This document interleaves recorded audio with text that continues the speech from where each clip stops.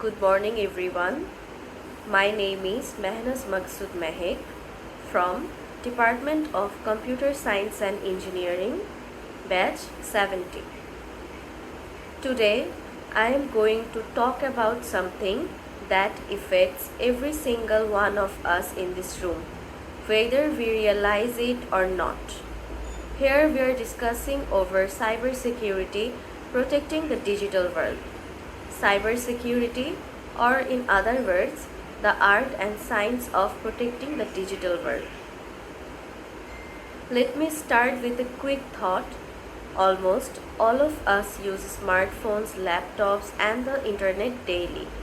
We rely on technology for banking, education, communication, even entertainment.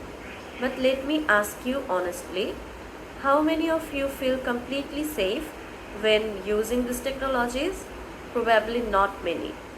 That's because no matter how advanced our digital systems have become, they are also under constant threat from hackers, cyber criminals, and malicious actors.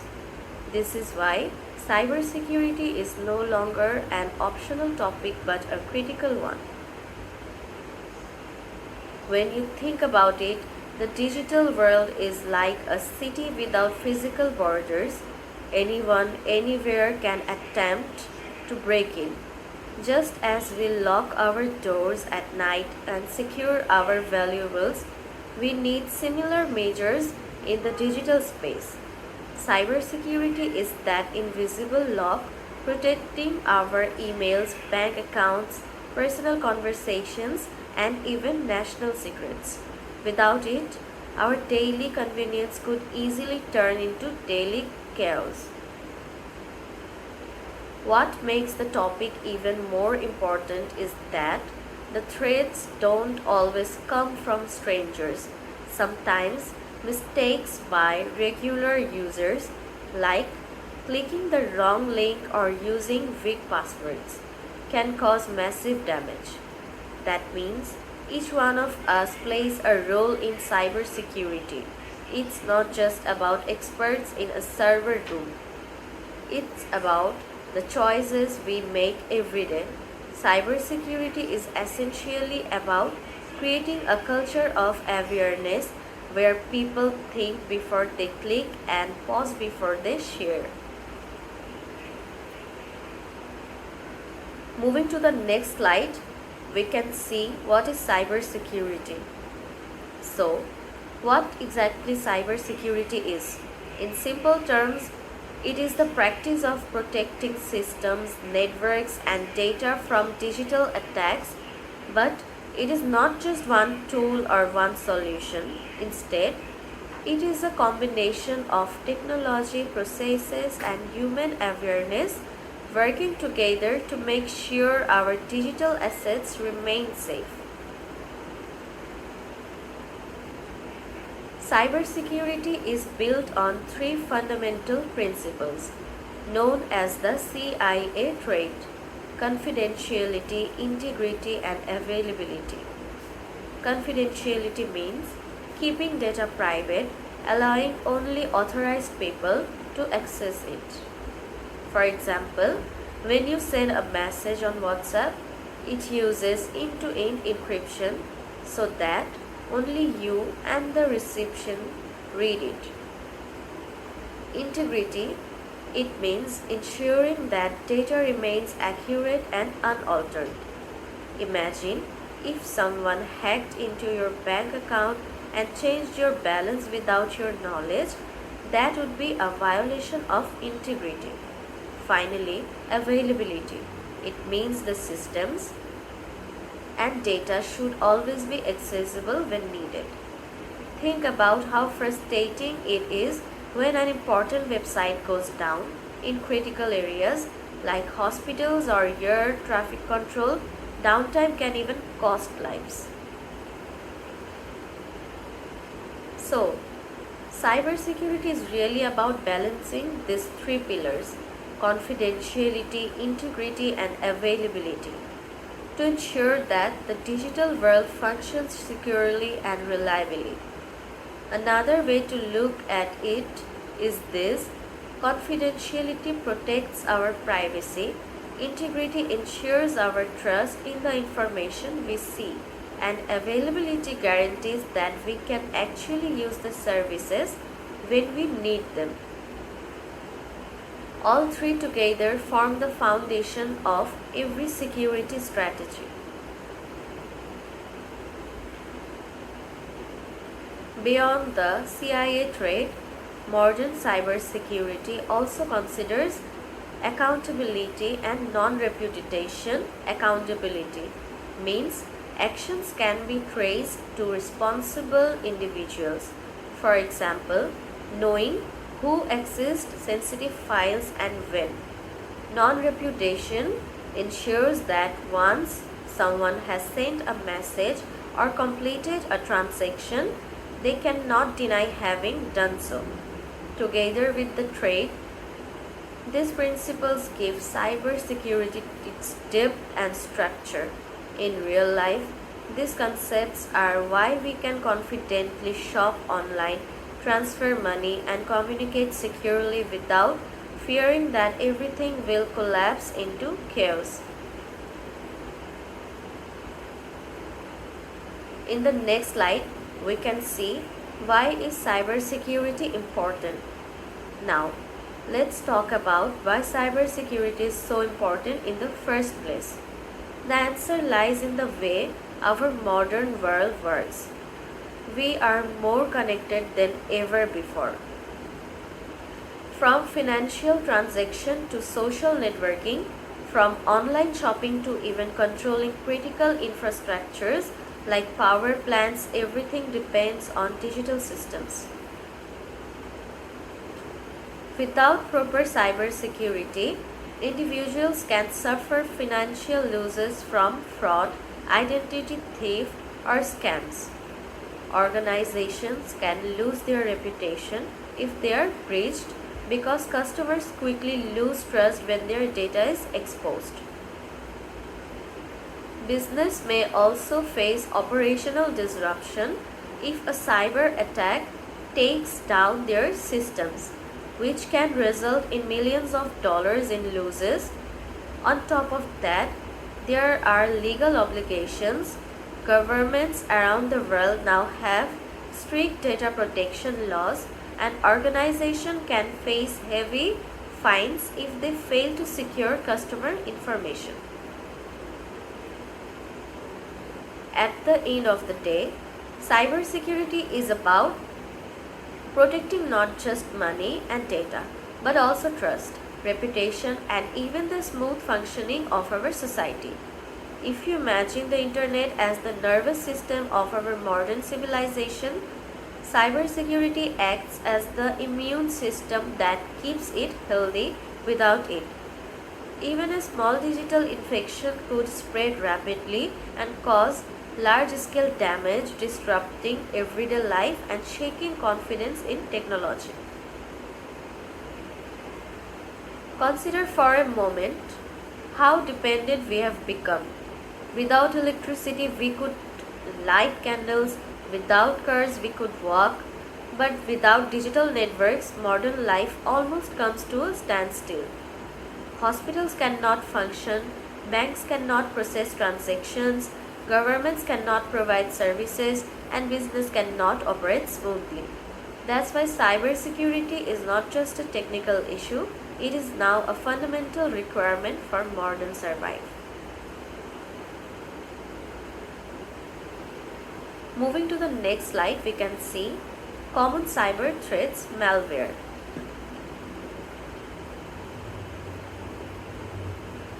When we talk about cyber attacks, the first thing that comes to mind is malware, which stands for malicious software. Malware comes in many forms, each designed to cause harm in its own way.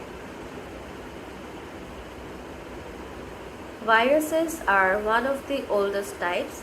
Just like biological viruses, they attach themselves to legitimate programs and spread from one computer to another, often destroying files along the way.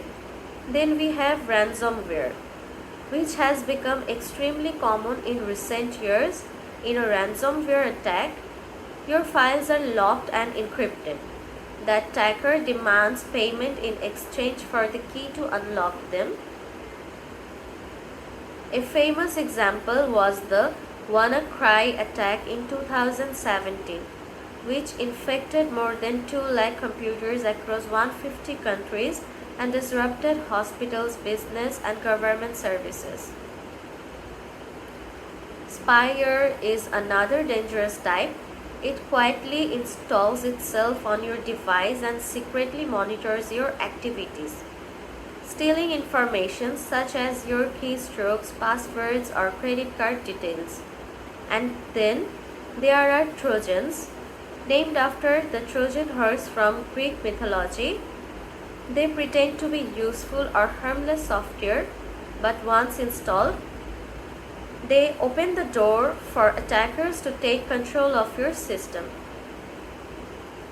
These threats show us that cybercriminals are creative and constantly evolving, which is why defense strategies need to evolve too. Think of malware as digital weapons that constantly adapt to bypass defenses. This means cybersecurity professionals must also adopt staying alert with a new detection tool and preventive techniques. Understanding malware is like understanding a predator. The more we know how it operates, the better chance we have of defending ourselves.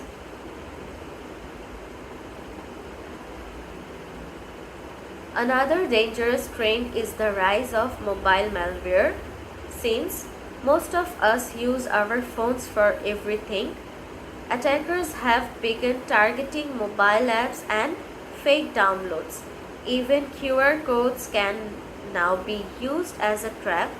By understanding that malware can live anywhere on our computers, phones, and even smart home devices, we begin to see just how wide the battlefield really is. In the next slide, here we are discussing over common cyber threats. Social engineering. But not all attacks rely on technology alone. Some of the most successful attacks exploit human psychology, a technique known as social engineering. In these cases, the attacker doesn't try to break into your computer system directly. Instead, they manipulate you into giving away sensitive information. One common method is phishing, where attackers send fake emails or messages pretending to be from a trusted organization, like your bank, asking you to confirm your login details. A more targeted form is called spear phishing, where the attacker personalizes the message to make it more convincing, maybe even addressing you by name. There is also baiting, which involves leaving infected USB drives in places where the attacker pretends to be someone you trust, like technical support, to get you to reveal confidential information. The point here is that cybersecurity isn't just about strong technology, it also requires awareness and skepticism from individuals. In many cases, human error is the easiest doorway for attackers. If we become more cautious about what we click, download, or share, we can block many attacks before they even begin. A little doubt and critical thinking can be just as powerful as antivirus software. To give you perspective, some of the biggest hacks in history started with one email. Employees at major corporations have been tricked into giving away credentials, allowing attackers to bypass millions of dollars worth of security systems. This shows that Even the best technology cannot protect us if people are careless. Social engineering reminds us that cybersecurity is not just a technical challenge but also a psychological one. It is a battle for our attention, trust, and decision making.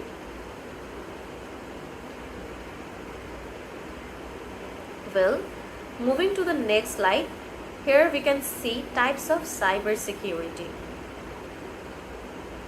Since threats can come from many directions, cybersecurity itself has multiple layers.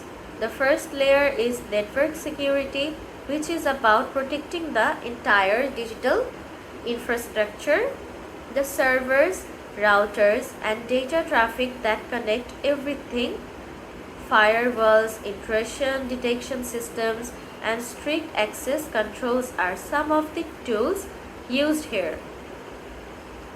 Next, we have endpoint security. This focuses on individual devices like laptops, desktops, and smartphones. Every device can be entry point for attackers. So, antivirus programs, device management, and regular updates are crucial. Then, there is application security, which ensures that the software we use is secure from the moment it is developed. This involves fixing vulnerabilities in the code, using secure authentication, and making sure that the app can withstand attacks. Finally, there is cloud security, which has become essential because so much of our data is stored in cloud platforms today. Here, the responsibility is shared between the service provider and the user. Encryption, access management, and compliance checks play a big role in keeping the cloud safe. All these layers work together like a chain, and as the saying goes, the chain is only as strong as its weakest link. Each layer adds shield, and together they create a defense in depth strategy. If one barrier fails, the others step in to reduce the damage. This layered approach reflects the reality that no single tool or method can protect us completely. True security is teamwork between technology, processes, and people. Beyond these four categories, there are also emerging branches such as operational security, focusing on protecting day-to-day processes, information security, focusing on data itself, and even IoT security, which addresses smart devices like watches, refrigerators, or cars. As our digital footprint grows, every new invention demands a new layer of cybersecurity. Moving to the next slide, we can see a modern security model, zero trust. The traditional way of thinking about security was to trust anyone inside the network and block outsiders. But in today's world of remote work and cloud computing, the model is outdated. The zero trust model has emerged as a modern approach. The philosophy of zero trust is simple: never trust, always verify. It assumes that no user or device is inherently trustworthy,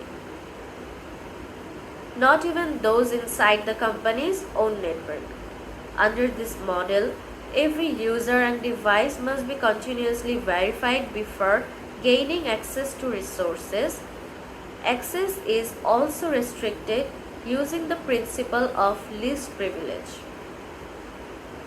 meaning that people only get the permissions they absolutely need, nothing more. Networks are also divided into smaller segments, so even if an attacker gets in, they cannot move freely. And finally, Continuous monitoring ensures that unusual activities are detected early.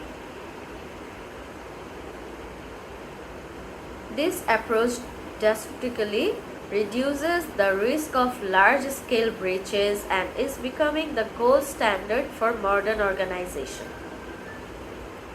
Think of zero trust like airport security. Just because you made it past the front entrance doesn't mean you walk into the cockpit. Every checkpoint verifies your identity and limits where you can go. By applying this same mindset digitally, organizations can protect themselves even when threats sneak inside. One of the strengths of Zero Trust is that it is flexible. Whether you are protecting a government agency, a small business, or even a school, the principle is the same. Assume no one is trustworthy until proven otherwise. It may feel restrictive, but in reality, it builds resilience. In a time when one compromised password can cost millions, Zero Trust isn't paranoia. It's some smart strategy.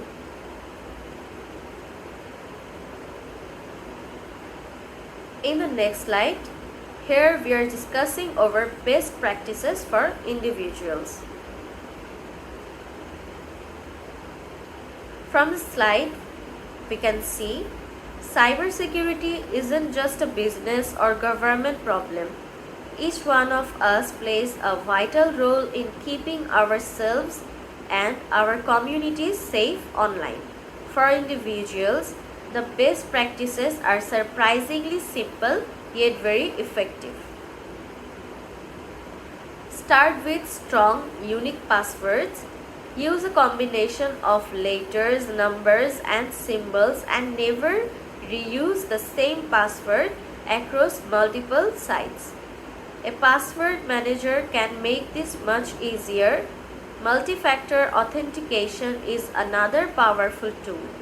Even if someone steals your password, they cannot access your account without the second factor, like a code sent to your phone.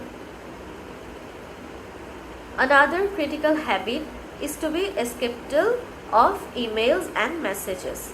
If something looks suspicious, don't click on links or download attachments. Keeping your software updated is also essential because updates often fix vulnerabilities that hackers exploit. Finally, always back up your important data to secure locations such as cloud storage or external hard drives. That way, even if your device is compromised, you won't lose everything. Think of these steps like wearing a seat belt. They might feel small, but they protect you against major harm. By practicing safe digital habits daily, we not only protect ourselves but also make it harder for cyber criminals to succeed. Every individual's effort adds up to a safer online community.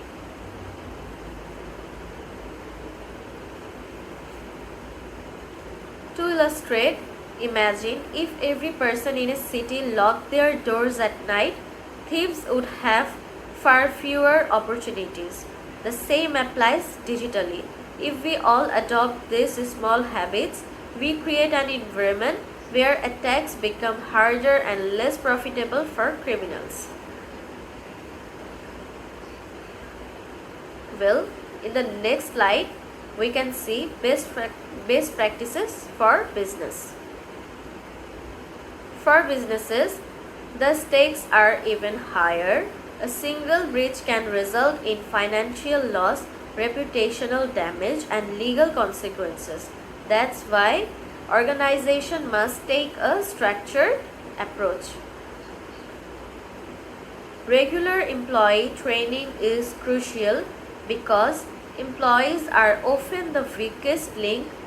Teaching them to recognize phishing emails, suspicious behavior, or unsafe practices can turn them into the first line of defense. Companies also need a strong incident response plan so that when an attack happens, they know exactly how to minimize damage and recover quickly. Continuous monitoring of network activity helps detect suspicious patterns in real time. And finally, business must carefully control access to information. By giving employees only the permission they need for their role, the chances of accidental or intentional misuse are minimized. This combination of people, processes, and technology is what builds a resilient cybersecurity posture, just as buildings rely on strong foundation. Business rely on layered defenses and prepared employees. A well-trained workforce and a proactive security strategy can make the difference between a small incident and a devastating breach. Moreover, businesses must consider regulatory compliance such as GDPR in Europe or CCPA in California, which holds companies legally responsible for protecting customer data. Non-compliance can cost millions in fines. By prioritizing cybersecurity, business not only protect themselves but also build customer trust, which is one of the most valuable assets in today's competitive market. In the next slide, here we are discussing over the future of cybersecurity. As we look at the future, the challenges in cybersecurity are only going to grow, but so will the innovations. Artificial intelligence is already playing a huge role in cybersecurity, helping to detect threats faster than humans ever could. But at the same time, hackers are also using AI to develop smart attacks. Quantum computing, which is still in development, could one day break traditional encryption methods, forcing us to rethink how we protect data. Another trend is identity-first security, where instead of protecting only devices or networks, systems are designed to protect the individual user's identity. Adaptive defenses systems are also emerging, which continuously learn and adjust, almost like the human immune system, to deal with new and evolving threats. The message here is clear.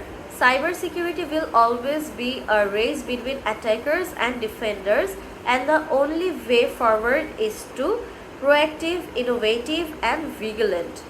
The future of cybersecurity is not about reaching a finish line, but about constant adaptation. The organizations and individuals who embrace learning, flexibility, and innovation will always stay a step ahead in this never-ending digital battle. In addition, future cybersecurity may involve global cooperation, just as nations come together to fight climate change or pandemics. Cybersecurity requires collaboration across borders. Cybercrime is not limited to one country, so defenses must be global as well. The vision of international teamwork will likely define the future landscape of digital safety. In the next slide, in conclusion, we can see, to conclude, cybersecurity is not just about technology, it is about people, awareness, responsibility, and a mindset of protection. From individuals, their social media accounts, to businesses defending sensitive customer information, everyone has a role to play. The digital world gives us unlimited opportunities, but it also comes with risks. By staying informed, adopting best practices, and embracing new security models like zero trust, we can realize or reduce those risks and build a safer digital environment for everyone. Thank you so much for listening. I would now be happy to take your questions. In the end, think of cybersecurity not as a burden but as an investment in trust. Every safe interaction online, every protected account, and every informed user contributes to a stronger digital world. The more we treat cybersecurity as a shared responsibility, the closer we get to a future where technology empowers us without leaving us vulnerable.